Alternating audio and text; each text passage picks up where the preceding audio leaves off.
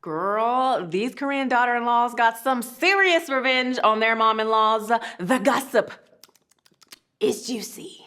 Let it bounce. Hello, friends and family. This is Megan Moon, aka Charlotte 입니다. So we all know that sometimes in-laws can be a bit much, overbearing, controlling, boundary stomping. So we're gonna be going over stories of daughter-in-laws who said enough is enough. I'm gonna have my sweet revenge. The first story was sent by someone we'll just call Haejin. And Haejin's mother-in-law really heavily believes in the shamanism and fortune telling, which actually a lot of the previous generation does. Even my own mother-in-law, last time we moved to our house in Paju, we had to go into our house from the north. So from Seoul to Paju, you can just go up like this, but no. So we drove up like this to the border of North Korea and then down so that we could have a lucky move. And whenever we move, she comes and brings her incense and her red beans and wafts it around the house to get all the evil spirits out. Stuff like that is actually not bad. It's like, just do it. It's not that big of a deal. And they also can be very superstitious. For example, when I was pregnant, someone in the family died and there was a funeral. And so they were like, you can't come to the funeral, you're pregnant. My husband wanted to go, so we went anyway. And because the family knew we were coming, they came with lots of salt. And as we were leaving the funeral, they're just throwing salt at us. They went to our car, put salt on the wheels. They were like, you cannot have any of these bad spirits and bad energy follow you and impact the babies, the twins that are in your belly. Again, stuff like that is okay. It's like, you know, if this is what they believe, even though I don't believe it, it's not a big deal to have some salt thrown at me sometimes. But there are some mom-in-laws that go above and beyond, and they even use it to try and control, you know, their son and daughter-in-law. In the kangaroo family videos where I talked about this, one psychologist said on multiple occasions, some of the parents turned out actually paid money to bribe the fortune tellers to tell their kids to not leave the house because they didn't want their kids to leave the house. Anyway, you can see that in the kangaroo family's video. But Haejin's mom-in-law really controls every little thing they do. When they were moving into their newlywed house and they had interior designers come in to decorate it, Haejin's mom-in-law was like, no, we have to have a specific wall color in order for this house to be lucky. Like it was like yellow or something. Who has yellow walls in their house? And she was the one who controlled the layout of all the furniture. First of all, that would be too much for me. I'd be like, Mom, you need to go sit down, okay? The most I will accept is you coming in with your incense and your red beans to get the evil spirits out, but you ain't telling us what colors the walls need to be. But Haejin was like, I don't want to start any trouble because it's the newlywed phase, so she just allowed her mom-in-law to like design everything. But her control went above and beyond just the colors of the wall and the furniture layout. 세아가 너 앞으로 왼쪽에서 자라. From now on, you need to sleep on the left side of the bed. Huh? 저 오른쪽이 편한데? It's more comfortable for me to sleep on the right side. And I'm pregnant. It's comfortable for me. Right side. 네가 문 쪽에서 자야 문으로 들어오는 기운이 막을 수 있어. You need to sleep on the side of the door so you can block all the bad energy from coming in. So even as far as to tell the wife what side of the bed she needs to sleep on. But it didn't go there. On move-in day to their house, the mom also said, 이 집에 들어올 때 문 열고 3초 세고 들어오고. When you come into the house, you need to open the door, count to 3 before you go in. This is what the fortune teller told us to do. Just endure it, okay? Because I'm saying all this for you, is what she says. If anybody ever tells you things that makes you uncomfortable all the time and they say they're doing it for you, gaslighting most likely. So Haejin listened, and every time the door opened, before the movers came in, she called out loud, 1, 2, 3. Okay, come in. For everything. And even herself, before she came in the door, she opened it, 1, 2, 3, and then went in. Some of these daughter-in-laws are too nice. Like anything that's above and beyond. Moving is already hectic, and to have to wait 3 seconds to get in the door, not at all. And obviously it didn't stop there. Her son, Hanbin, Haejin's husband, his name is Hanbin. Hanbin had to take a test in order to get promoted at his job. The mom-in-law told him that he had to wear big, bright flowers on his shirt. So Hanbin comes home from taking his test, and his wife sees him in this bright flower shirt, and she's like, what are you wearing? My mom said if I wear a flower shirt, then I will blossom.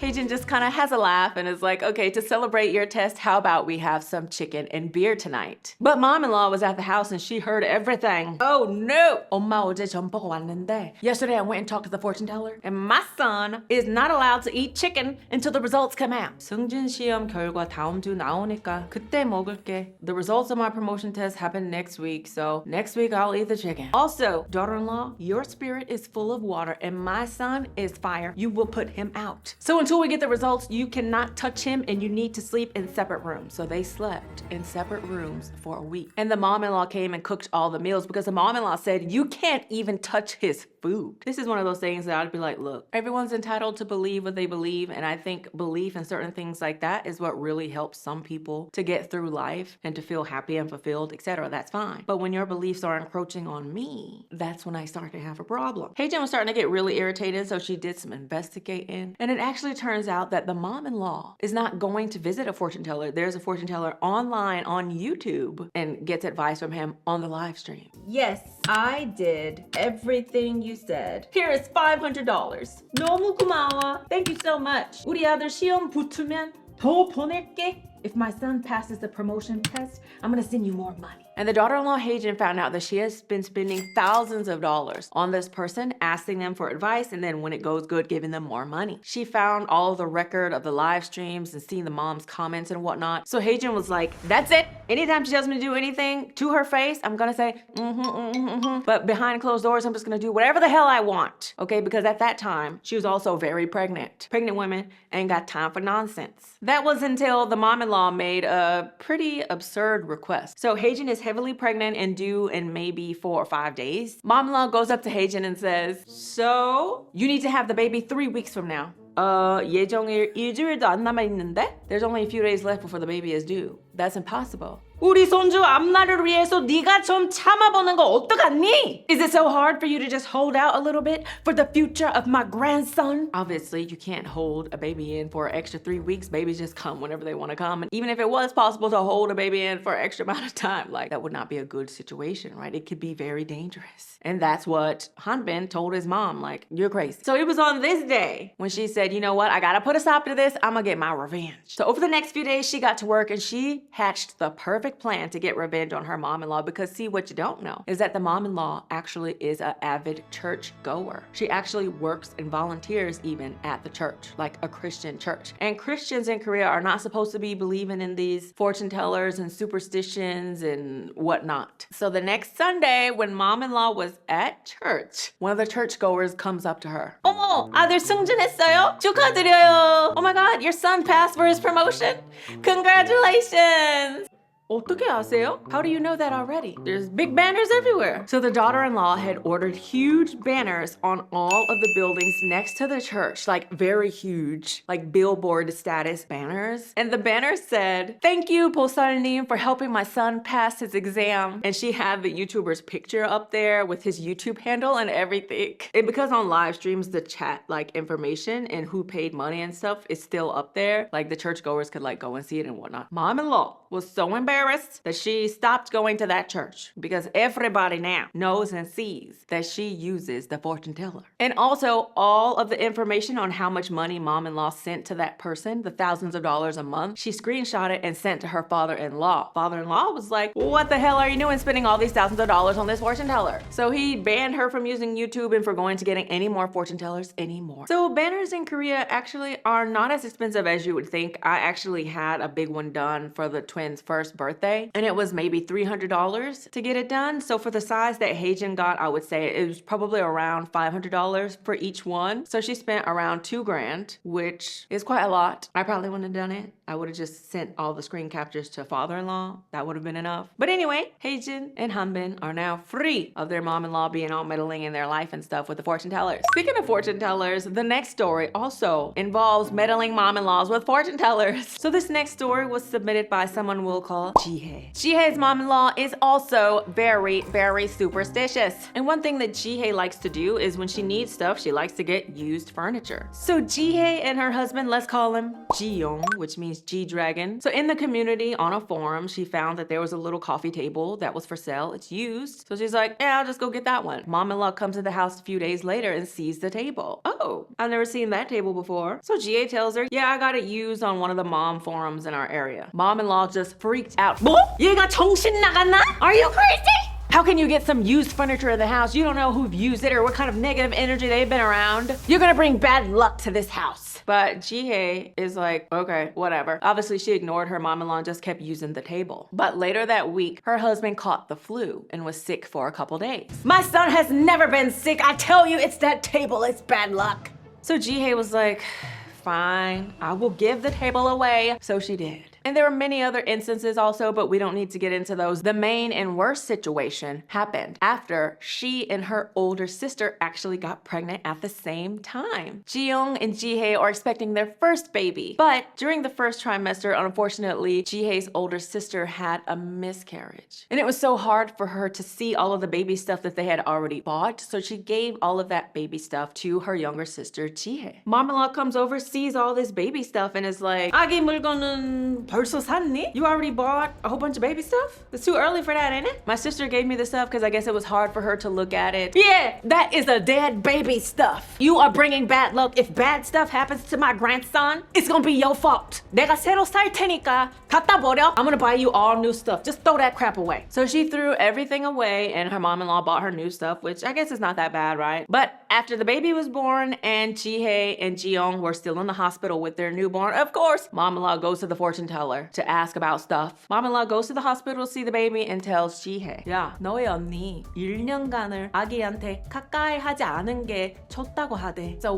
fortune teller says that for 1 year, your sister should not come near the baby. A woman who has had a miscarriage should not go near new babies. Ji-hae has just given birth, is at the freaking hospital. She ain't got no patience, so she lost it. How dare you say stuff like that? So my sister just can't see her nephew for a year? The husband was like, okay, mom, let's go. And then they just left. But she was pissed, so she's like crying and she called her friend up and was like, girl, this mom-in-law is getting on my last nerves. How could she tell me that my sister can't see the baby for a year? But her friend was like, there's a very easy way to fix this. So her friend gave her a good plan. A few days later, when they got home from the hospital, daughter-in-law calls up mom-in-law. So my mom told me a good fortune teller to go to, and I went, and they told me that because you were born in the year of the tiger, that your energy clashes with the baby's. So they suggested that you not come around the baby for a year. 1년 동안 발걸음하지 마세요. You know, if you're thinking about your grandkid, then you would do it. So she temporarily didn't let her mom-in-law come around the baby, and then finally one day, mom-in-law and husband come knocking at the door. Mom-in-law's like, okay, I realize the error of my ways. Please don't bar me from seeing my grandbaby. And that was how Haejin got her mom-in-law to stop with all that nonsense. But I've actually heard stories of stuff like that, like when new babies are born, mom-in-law telling their daughter-in-laws not to let certain people go around the baby, etc. And so the daughter-in-laws do the same thing. They say, well, the fortune teller told me that you shouldn't come near the baby, and then they all sort of changed their mind. There was one I heard recently where a daughter-in-law, her mom had cancer and was getting treatment in the hospital when her baby was born, and the mom-in-law was like, cancer patients cannot be around babies like at all, but it didn't look like her mom would live long at all. So she was like, so my mom's just gonna die without seeing my baby. But this is something that is not super common, but this is something that I guess still happens a lot just because the previous generation is still so superstitious. So just know, it is possible if you get married here that you could have a mom-in-law who's superstitious. Now, most of them are not extreme like that, but most people I know, their mom-in-law have asked them to do one or two like small things, like how my mom-in-law does. It's not that big of a deal to do those small things, but if you get somebody who asks you to do big things and like relies on it too heavily, then it could be very difficult. And you're gonna have to set up some boundaries and make sure that your partner has them too. Because I've heard in cases like that, if you just go with everything, then they'll keep doing like more and more and trying to control like more of the stuff. So you guys to be careful. But also one thing I've noticed that gets people to stop doing stuff is literally they have to experience it themselves and go through the emotions that other people would have to go through before they realize, oh, maybe I shouldn't do this, right? It doesn't feel that nice. So a lot of the revenge stories that I've seen here kind of centers around that, it seems. Let's move on to the last daughter-in-law revenge. This revenge actually was had on a sister-in-law and not a mother-in-law, but this story was also very interesting. This story was sent in by someone, let's just call her Hyuna. Hyuna is 30 years old. She's still newlyweds with her husband. Let's call him Hanbin because it's an H name. It's the only one in my mind right now. And Hyuna, when she was growing up, she actually went to one of those Korean schools where girls cannot have their hair longer than 3 centimeters below the ears. So hair has to be no longer than this. I know lots of people who went to those kind of schools. Back in the day, some of the Korean schools just had crazy rules. So Hyuna was like, you know what? When I graduate from school, I'm gonna grow my hair down to my butt. And she had the most beautiful long luxurious hair that was down past her waist, like right at the butt. And that was actually what her husband, Hanbin, loved about her. He loved her beautiful, gorgeous, long Korean hair. It is beautiful. There's not that many nowadays, but I have on a couple occasions seen the girls who just let their hair grow. It is so beautiful. But because her hair is so long and thick, it takes her forever to dry it. Hyuna would spend forever washing and drying her hair, but her husband loved her hair so much that he always offered to help. So her husband would help her dry and brush her hair. But there were two people apparently who despised the hell out of that long hair. Mother-in-law and sister-in-law. So especially the sister-in-law, she would say stuff like, 머리카락 봐봐. 확 잘라버렸으면 좋겠네. Just look at her hair.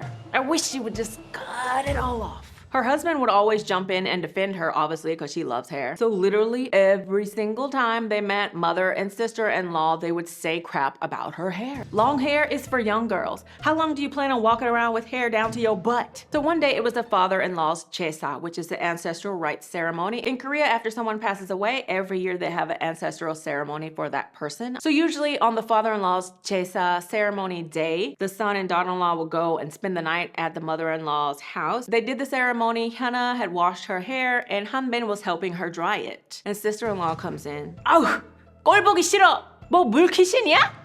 Who wants to see that? She really hated seeing the husband brushing and drying the hair and fawning over the hair. I don't know, maybe the sister-in-law is jealous? Maybe she has thin hair or something? I don't know. But Hyuna says, 제가 좋아해서 기르는 건데 무슨 상관이세요? I like long hair, so that's why I've grown it out. What does that have to do with you? 꼴 보기 싫으니까 그렇지. Because I don't want to see it. 확 잘라버렸으면 좋겠네. I wish you would just cut it all off. So the husband's like, get out of my room. So later that night, Hyuna went to the kitchen to get some water, and behind her she hears,